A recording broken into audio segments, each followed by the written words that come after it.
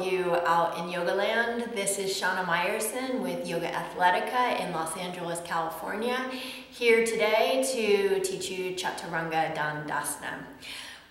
When I travel this lovely world, I am astounded to find that about half the people on this earth think that Chaturanga Dandasana means either A, lower down to the floor, or B, lie down on the floor as if that were a pose in and of itself. The other half that actually knows what Chaturanga is generally hates it.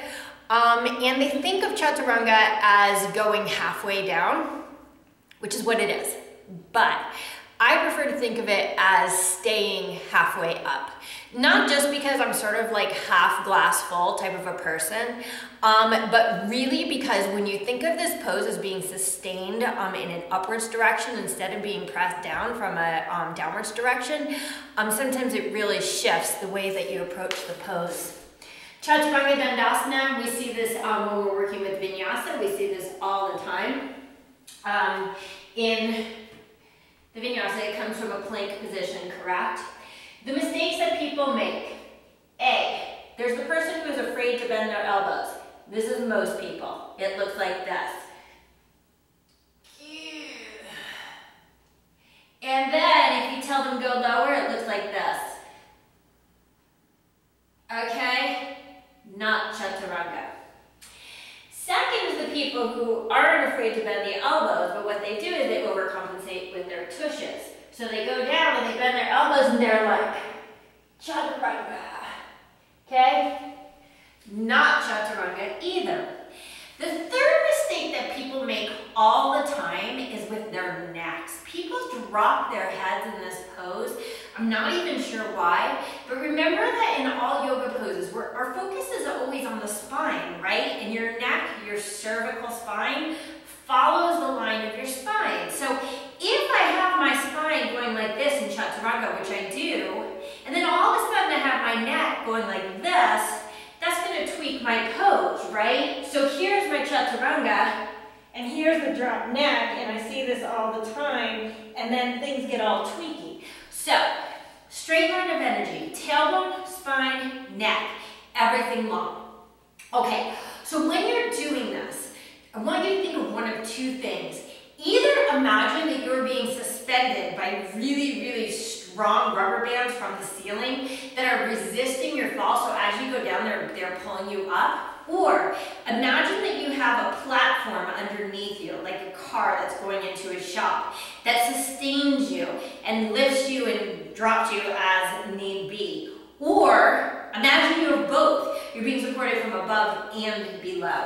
So you're in your plank position, and even though you're going to bend your elbows, you want to imagine that you're being pulled up from above. So as my neck stays long, my legs stay long, and most importantly, my spine stays long, I lower elbows height to the floor in a nice straight flat back. Watch the tailbone that loves to lift. Pull it straight back to the back of the room. Okay, now, there's sort of like a cheat that people do on this one when they're like mostly in a Chaturanga but not quite in it, and that's that they rest on their elbows. Now, first of all, keep in mind that Chaturanga, the arms are touching your sides. So seen from another view, as I lower halfway down, remember my elbows are always inside out, so that as they lower, I keep my elbows above my wrists, and you see how they're touching right to my sides, okay? You don't want to flare the elbows on this one. But here's the problem that people, or the mistake that people make, is they're like, okay, I'm not afraid to go down, but if I take my arms a little bit closer together, and I lower down, I can just rest right on my arms. Okay, I called it a mistake. That was a really nice way of saying cheat. That's a cheat. So when we do this pose, we have to be able to sustain ourselves. Heel, hip, shoulder, spine long, elbows to your sides, not underneath you, and you're lowering just elbows height to the floor. okay? If you can lift the floor, you're too low. That's the rule. So that when you come down, here's my Chaturanga.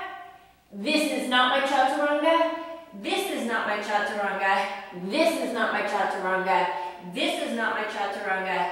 This is my Chaturanga. And notice that as I do my push-up, all the same of the alignments of the Chaturanga hold on the way up. Now another thing to remember about this pose is elbows over wrists. A lot of people, I would say most people, bend their elbows sort of backwards, so it looks sort of like this. When they lower, you see where my elbows are in space? Instead, when you do your Chaturanga, you want to sort of pitch forward so the elbows stay over the wrists. You see my elbow position now? Before, after. We're looking for something resembling 90 degrees. Now, you want to be able to maintain your Chaturanga Dandasana for minimum 3 to 5 breaths before even considering jumping back in your vinyasa. Why? Because jump back is not to a plank position. I'll repeat that. Jumping back is never to a plank position. Whenever we jump back, we always land in Chaturanga. Now, if you can't sustain a Chaturanga, you sure as hell ain't gonna jump back to a Chaturanga.